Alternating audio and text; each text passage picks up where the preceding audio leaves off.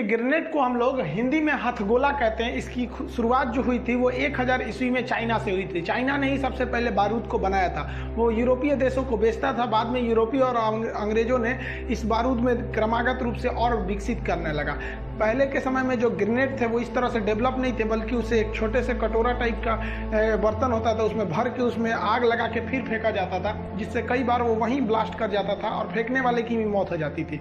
इसलिए जो हथगोला फेंकता था ग्रेनेड, उसकी एक अलग टीम होती थी जिसे ग्रेनेडियर कहा जाता था। तो अंग्रेजों ने ग्रेनेडियर रेजिमेंट को ही बनाया था, जो बाद में अभी भारतीय थल सेना का एक अभिन्न अंग है, बहुत ही बहादुर अंग है। तो ये ग्रेनेडियर रेजिमेंट थे। तो पहले ये लोग हथगोला फेंकते थे। जो ग्रेनेड का यूज होता है बेसिकली दो टाइप का होता है। एक होता है time delay fragmentation anti personal, यानी ये इसका मेन काम रहता है ये कि टाइमिंग के हिसाब से फटता है। ये 6 सेकंड में फट जाता है। ये कितना भी 6 सेकंड से पहले कुछ भी करते रहिएगा ये नहीं फटेगा।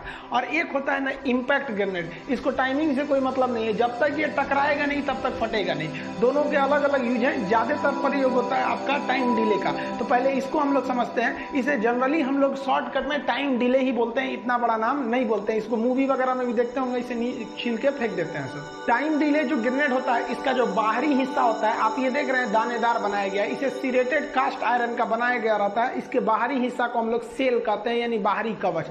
ये कास्ट आयरन का इसलिए बनाया जाता है कि जब ये ब्लास्ट करता है तो ये छोटे छोटे टुकड़ों में बट जाता है, जो जिसकी रफ्तार गोली की तरह होती है, और किसी के भी आंख नाक कान जहां भी घुस जाता है मांस फाड़ के निकल जाता है। इसलिए जहां ब्लास्ट करता है उतना एरिया तो क्षतिग्रस्त करता ही है, उसके बाद जो इसका सिरेटेड कास्ट आयरन का जो बाहर का सेल बना हुआ है वो और जबरदस्त हमला कर देता है। ये किसी भी ग्रेनेड का जो अंदर का लगभग 85% एरिया होलो यानी खोखला होता है, उसके 15% एरिया में उसका फायरिंग मैकेनिज्म होता है। इसको हम लोग अंदर से समझते हैं, आप बाहर वाला हिस्सा समझ गए।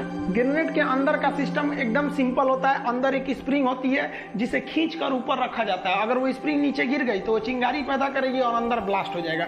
अब इस स्प्रिंग को खींच के रखा जाता है और क्या किया जाता है ना कि इसके बाहर एक सेफ्टी पिन लगा दिया जाता है। देखिए ध्यान से, इसके अंदर जो स्प्रिंग को खींचा गया है, इस स्प्रिंग को बांध दिया जाता है ऊपर ले आकर। ये वाला जो बाहर से एक हैंडल टाइप का देख रहे हैं, इसे हम लोग कहते हैं स्ट्राइकर लीवर। इस स्ट्राइकर लीवर से अंदर वो स्प्रिंग जुड़ा होता है, यानी अगर आप इस स्ट्राइकर लीवर को खींच देंगे तो स्प्रिंग फटाक से नीचे गिर जाएगा।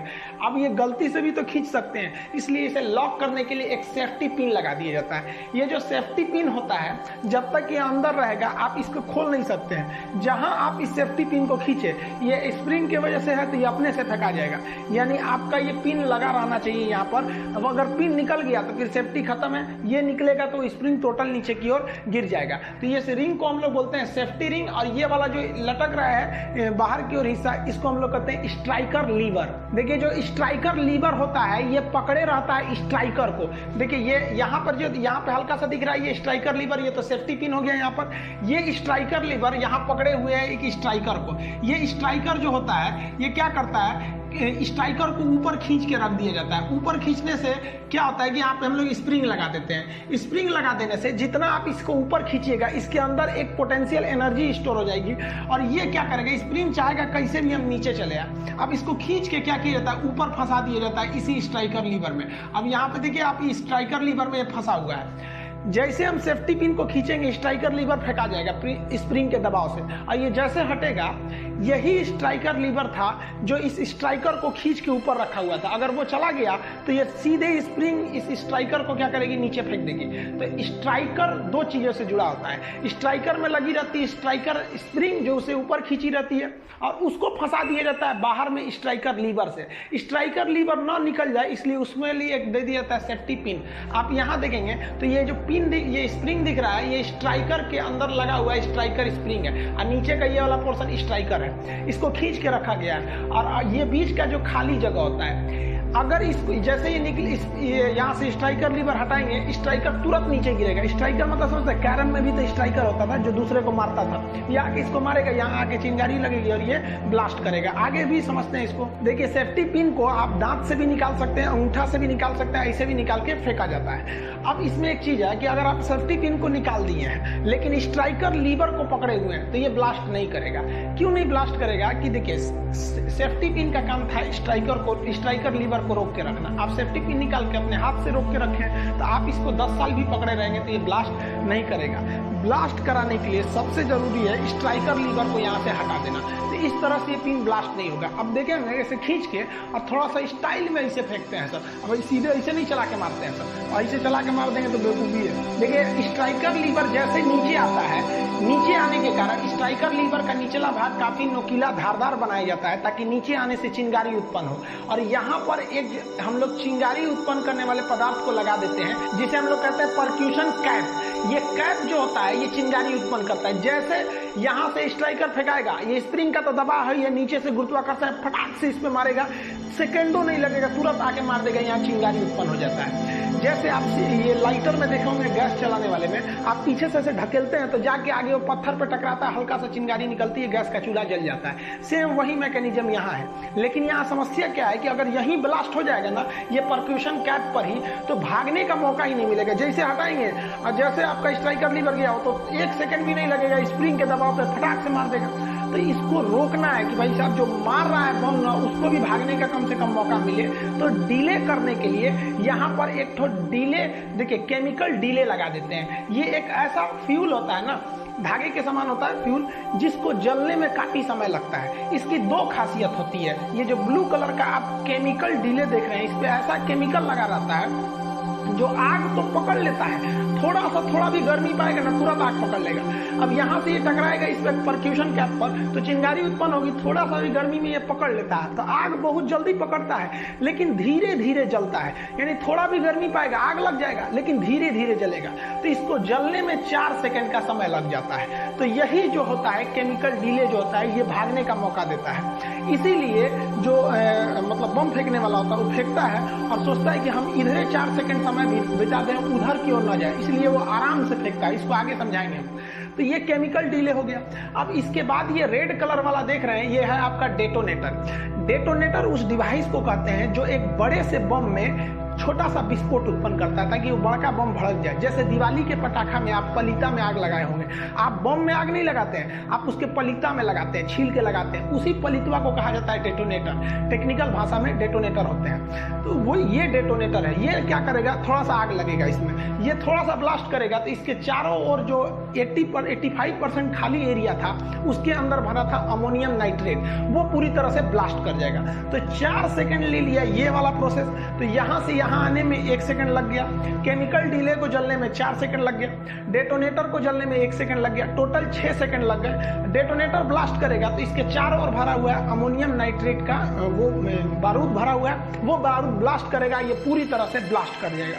ये बारूद को भरने के लिए यहाँ पर एक फिलिंग होल दिया रहता है। यहाँ आप देखेंगे नट की तरह दिख रहा होगा, इसको खोल के आप यहाँ से इसमें बारूद भर सकते हैं और फिर नट को टाइट कर सकते हैं। तो ये जो बारूद होता है ये अमोनियम नाइट्रेट होता है, यही बेरूत में ब्लास्ट किया है, जबकि नॉर्मल बम में हम लोग पोटेशियम नाइट्रेट का प्रयोग करते हैं। अमोनियम नाइट्रेट काफी घातक होता है। जहाँ ये ब्लास्ट करता है वहाँ का जो 5 मीटर का एरिया होता है, 5 मीटर रेडियस में, वहाँ कोई नहीं बच सकता है क्योंकि उसका ब्लास्ट जोन है वहाँ जान ले लेता है। उसके बाद का जो 5 मीटर यानी अगला 5 मीटर यानी सेंटर पॉइंट से 10 मीटर का एरिया, वहां पर उसके जो छर्रा फेंकाता है, जो सिरेटेड कास्ट आयरन इस बम के बाहरी परत में लगाए थे ताकि वो बिखरे और लोगों के शरीर में घुस जाए, उन्हें जख्मी कर दे। तो 10 मीटर के एरिया में आप जख्मी हो सकते हैं। यानी ब्लास्ट करेगा ना, अगर पास में किया तो मरेंगे, दूर है तो बुरी तरह से जख्मी करेगा, आंख फोड़ देता है। ये जब ब्लास्ट करता है ना तो जमीन से 1 फीट ऊंचाई पर ही इसका ज्यादा असर देखा जाता है। इसका मतलब अगर आप कहीं रेलवे स्टेशन, एयरपोर्ट या कहीं पे हैं और वहां आतंकवादी हमला हो गया और आपको लग गया कि ग्रेनेड ब्लास्ट फेंका है कहीं पे यहाँ पर, तो खड़ा होकर मत खोजिएगा कहाँ मारा है, दहिए उड़ जाएगा, तुरंत वहां लेट जाना चाहिए। इसलिए फौजी जब बॉर्डर पे ग्रेनेड फेंकते हैं तो गड्ढा किए रहते हैं, खुद के लिए गड्ढा किए रहते हैं ताकि गड्ढे के अंदर वो ऊपर ब्लास्ट करता है 1 मीटर से 1 फीट के ऊंचाई के बाद। उसके बाद इसकी खराबी क्या होती है, इसे 6 सेकंड का समय लगता है। जनरली कहीं कहीं 4 सेकंड भी बोलता है, लेकिन ओवरऑल इसमें 6 सेकंड का समय लग जाता है। ये इसकी सबसे बड़ी खराबी है। अगर कोई नौसिखिया है जिसे ग्रेनेड फेंकने का आइडिया नहीं है, वो इसे खींचेगा और जैसे खींचेगा तो उसको डर लगने लगेगा, अरे बाप रे बाप 6 सेकंड में फटेगा, फटाक से फेंक देगा। यहीं पे गड़बड़ी होती है। 6 सेकंड काफ़ी बड़ा समय होता है। लड़के रेलवे में जाते हैं, जैसे रीजनिंग के एग्जाम में, जैसे हम लोग NDA के एग्जाम में गए थे, SSB इंटरव्यू होती है तो वहाँ पर समय बड़ी कम देता है, तो लड़के घबरा जाते हैं, भाई 1 सेकंड काफ़ी लंबा समय है। वो यही जानना चाहते हैं कि आपको 1 सेकंड का आइडिया है कि नहीं। 1 सेकंड कितने को बोलते हैं, जितने देर में आप सामान्य रूप से 1001 बोल दीजिए, जैसे 1001, 1002, 1003, ये हुआ 3 सेकंड। लेकिन आप लोग से कहेगा 3 सेकंड, फटाक से बोल देंगे 3 सेकंड, तो आदमी के अंदर एक मनोवैज्ञानिक दबाव हो जाता है, इसलिए वो तुरंत फेंक देता है। जबकि इसके पास कितना समय था, 6 सेकंड। मान लीजिए तुरंत खींचा, अब फेंक दिया, तो 1 सेकंड इसके हाथ में रहा, अब फेंका तो 1 सेकंड उसको रास्ता में लग गया जाने में। तब तक वो आदमी देखा कि अरे सोच रहा ग्रेनेड गिरा है, तो 1 सेकंड उसको लग गया, वो उठाया, 3 सेकंड हो गया।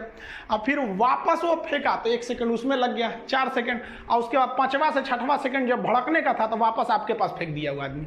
इसलिए कभी भी ग्रेनेड को फेंकना चाहिए तो उसको खींच कर अब प्रॉपर जो उसके अंदर का केमिकल डिले है उसको भड़कने का इंतजार करना चाहिए। इसलिए आराम से खींच के और उसके बाद से गिनना चाहिए 1001, 1002, 1003, तब फेंकना चाहिए। अब इतना फुर्सत तो है नहीं, इसलिए वो उसको ना ऐसे लुका के फेंकते हैं लोग, ताकि टाइमिंग इस तरह से जाने में ज़्यादा लगे। और इसे फेंक देगा टिप के, इसे ना तो सोचा पहले ही पहुंच जाएगा, उठा के फिर से वापस मार देगा। तो आपको ये सब चीज़ें पता होनी चाहिए। पता नहीं कब हिंदू, हमारा पड़ोसी जनबे करते हैं पाकिस्तान से, कब मारेगा पता नहीं हम लोग को।